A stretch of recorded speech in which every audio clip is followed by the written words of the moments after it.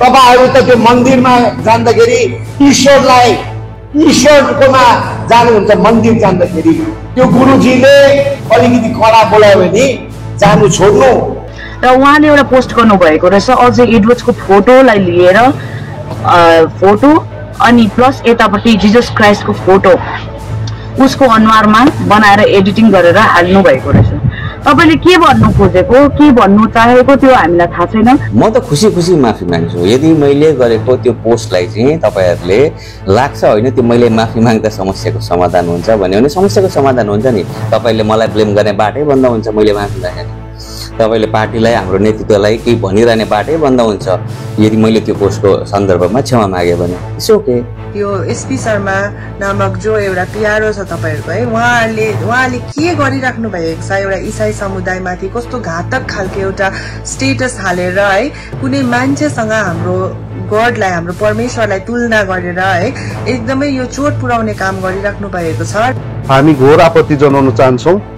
साथै यो मेसेज चाहिँ श्री अनित थापा जिटिएको चेयरम्यान र कालिम्पोङको एमएलए रुदेन सादाज्यूलाई पनि हो।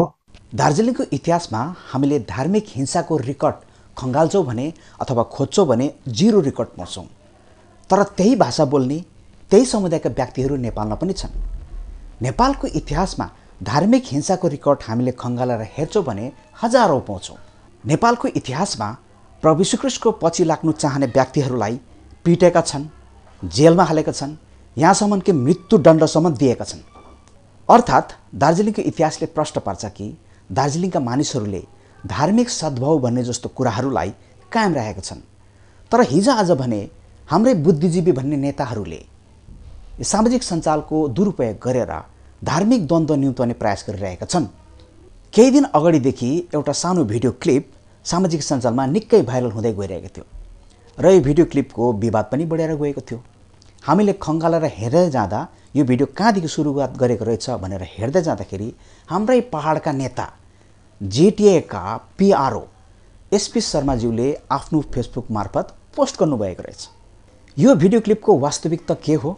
एसपी शर्माज्यूले नै यो कुराको विवाद बढाउनु भएको थियो र अहिले आएर उहाँले सामाजिक सञ्जालमा आएर फेसबुक मार्फत माफी मागेर यो भिडियोको विवाद पनि उहाँले नै अन्त गर्नुभएको छ।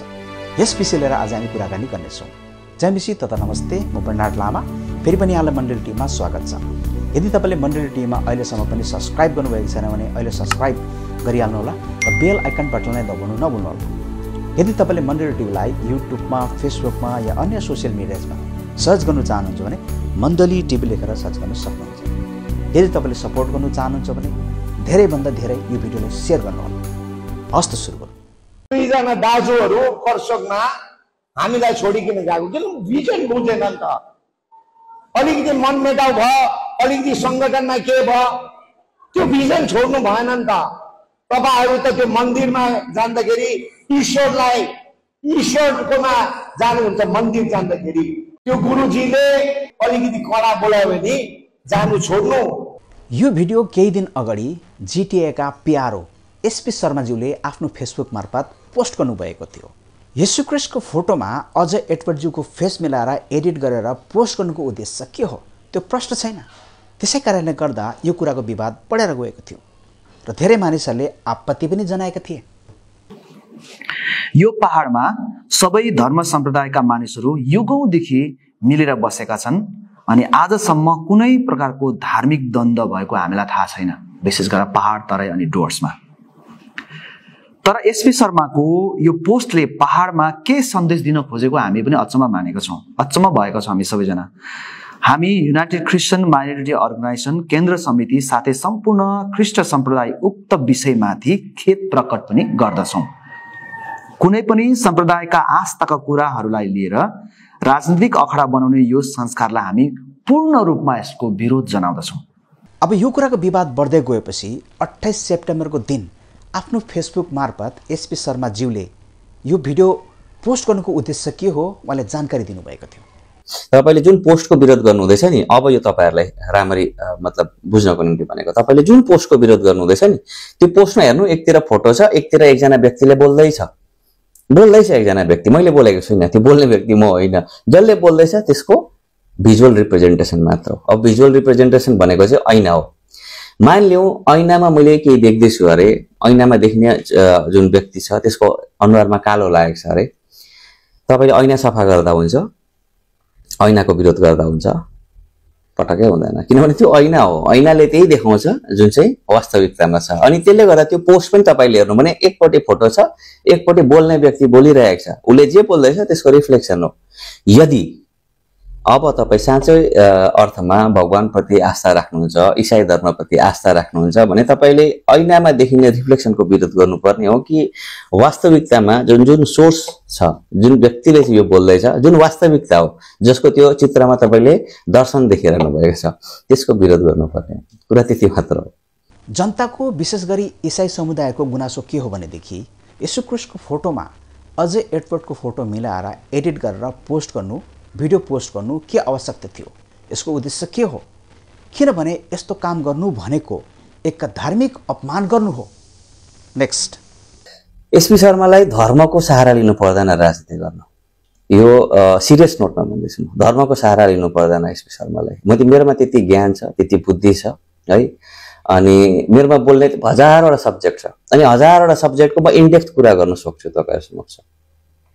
त्यो नाथे एउटा पार्टीमा यो आफ्नै कार्यकर्ता सम्हाल्नु नसकेर चाहिँ जाँदाखेरि आफैलाई धर्मसँग कम्पेयर गरेर धर्मको आडमा लुकेर जुन भाषण गर्छ नि, त्यो व्यक्तिहरू जस्तो चाहिँ धर्मलाई राजनीतिक रूपले प्रयोग गर्नु आवश्यकतै छैन। मलाई म गर्दिनँ पनि, मैले धर्मको कुनै पोस्ट एडिसनले गरिरहने आवश्यकता पनि छैन।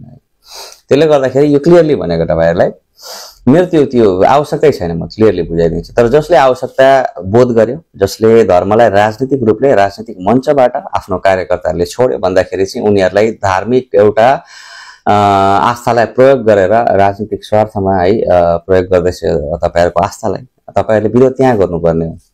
अझै एडवर्डज्यूले धर्मलाई जोडेर राजनीतिक गरेको तपाईँलाई लागेको भए किन येशू क्रिस्टको नै फोटो लिनुभयो त? तपाईँले अरू फोटो पनि त लिन सक्नुहुन्थ्यो, महादेवको फोटो पनि त लिन सक्नुहुन्थ्यो, किन येशू क्रिस्टको नै फोटो लिनुभयो त? तपाईँले किन येशू क्रिस्टको नै फोटो प्रयोग गर्नुभयो त? अझै एडवर्डज्यूले उक्त भिडियोमा कुन सन्दर्भमा बोल्नु भएको तपाईँले नबुझेको हो कि र बुझेर पनि जानी जानी बुझपचारा धार्मिक द्वन्द्व निम्ताउनु खोज्नु भएको हो? किनभने अझै एडवर्डज्यूले यो सन्दर्भमा यो भिडियोमा उहाँले भन्नुभएको हो, यो इलेक्सनमा हामी विफल भयो भने, तपाईको परिवार विफल भयो भने अझै 5, 10, 15 साल यो जुन चाहिँ आजको वर्तमानको सोचमा अझै हाम्रो जाति यो क्षेत्र 5, 10, 15, 20 वर्ष अझै हामी यो उहाँहरूको वर्तमान सोच विचारमा हामीले जीवन बितायो भने अझै लथालिङ्गै हुन्छ, अझै पतखार हुन्छ। तपाईँ र हामी विफल हुनु हुँदैन, विफल हुनु हुँदैन। भिजन अगाडि राख्नुपर्छ हो। सबजना नेतृत्व राम्रो हुन्छ, मन दुखाउने बुझिदिने हुन्छ कति आफ्नो आफ्नो क्यारेक्टर।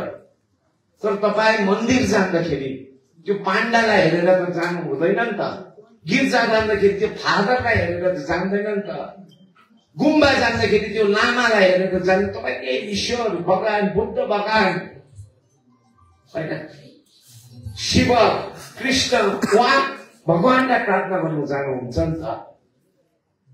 तर त्यहाँको पाण्डाले, त्यहाँको गुरुजीले तपाईँसित दुर्व्यवहार गर्यो भने, त्यहाँको फादरले तपाईँलाई गाली गर्यो भने भोलिदेखि म गिर्जा जान्दिनँ, भोलिदेखि म मन्दिर जान्दिनँ त भन्नु भएन नि त। हामी के को लागि गएको? ईश्वरको लागि गएको। सो यो परिवारमा पनि त्यही हो।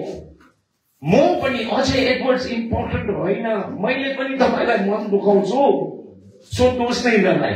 सब मसित एक न एक काम मन दुखाएको छ, मन दुखाउँछु नि, मान्छे हो। सबको फोन पनि उठाउनु सक्दिनँ म, तर अझै एडवर्ड्स इम्पोर्टेन्ट होइन। त्यो पाण्डा, त्यो फादर, त्यो लामा इम्पोर्टेन्ट होइन, भगवान इम्पोर्टेन्ट हो। यो परिवारको लागि यो विषय चाहिँ इम्पोर्टेन्ट हो। कुरा यहाँ प्रश्न छ। भलै अझै एडवर्डज्यूले कुनै राजनीतिक सभामा यो कुरा बोल्नु भएको होला, तर कुनै धर्मलाई राजनीतिसित जोडेर राजनीति गर्न खोज्नुभएको यो भिडियो होइन। उहाँले कुन सन्दर्भमा भन्नुभएको हो भनेदेखि यदि तपाईँ मन्दिर जानु चाहनुहुन्छ भने तपाईँ पूजा गर्ने उद्देश्यले मन्दिर जानु चाहनुहुन्छ, बाहुन बजालाई भेट्ने उद्देश्यले होइन। त्यसरी नै तपाईँ चर्च जानु चाहनुहुन्छ भने एउटा प्रार्थना र आराधना गर्ने उद्देश्यले तपाईँ चर्च जानु चाहनुहुन्छ, फादरलाई भेट्ने उद्देश्यले होइन। यदि भोलिको दिनमा त्यो चर्चमा फादर छैन भने, फादर त्यहाँ बदलेको छ भने के तपाईँ चर्च जानु छोड्नुहुन्छ? त्यसरी नै मन्दिरमा त्यो बाहुन बाजे त्यहाँ छैन भने के तपाईँ मन्दिर जानु नै छोड्नुहुन्छ? त्यसरी नै अजय एडवर्डज्यूको पार्टी आइजिजेएफको पनि भिजन छ। यदि त्यो आइजिजेएफको पार्टीमा भोलिको दिनमा अजय एडवर्डज्यू छैन भने के तपाईँ त्यो भिजनलाई छोडिदिनुहुन्छ? के तपाईँ त्यो पार्टीमा जानु छोड्नुहुन्छ? यही बन्न खोज्नु भएको र उदाहरण दिन खोज्नु भएको र यही सन्दर्भमा नै उहाँले बन्न खोज्नु भएको। नेक्स्ट। नमस्कार। धर्म आस्थाको विषय हो, त्यसमा प्रश्न गरिँदैन भने राजनीति डेमोक्रेसीको विषय हो, त्यसमा प्रश्न हुन्छ, संवाद हुन्छ। त्यसैले धर्मलाई राजनीतिमा मुस्नु हुँदैन, कुरा त्यहीँबाट सुरु भएको थियो।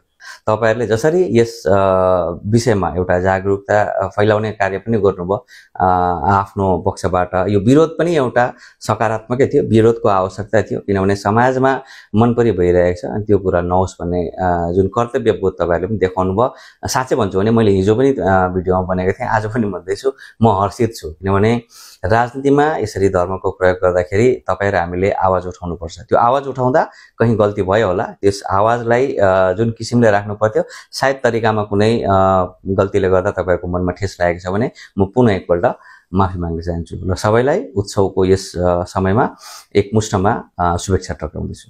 धन्यवाद। तपाईको कुरा 100% सही हो। हामीले कुनै धर्मलाई राजनीतिसित जोडेर राजनीति गर्नु हुँदैन, तर यो कुरा पनि सत्य हो। अजय एडवर्डज्यूले पनि कुनै धर्मलाई राजनीतिसित जोडेर राजनीति गर्न खोजेको यो भिडियो पनि त होइन। धर्मलाई राजनीतिसित जोडेर त तपाईले गर्न खोज्नु भएको जस्तो देखिरहेका छन्। त्यसैकारणले गर्दाखेरि त आजको दिनमा जनता तपाईको विरोधमा बोलिरहेका छन्। आजको दिनमा जनता तपाईको विरोधमा बोलिरहेका छन्, अजय एडवर्डको विरोधमा होइन। आजको दिनमा तपाईलाई जनताले विरोध गरिरहेका छन्, अजय एडवर्डज्यूलाई होइन। अजय एडवर्डज्यूले गल्ती गरेका छैनन्, तपाईले गर्नुभएको छ गल्ती। त्यसैकारणले गर्दा त आज जनता तपाईको पछि लागिरहेका छन्। तपाईले कुनै न कुनै एंगलमा ईसाई समुदायलाई अपमान गर्नु खोजिरहनु भएको छ, तर एउटा कुरा राम्रो काम गर्नुभएको छ। तपाईले आफ्नो गल्तीलाई स्वीकार गरेर माफी माग्नु भएको छ। यो चाहिँ तपाईले राम्रो काम गर्नुभएको छ।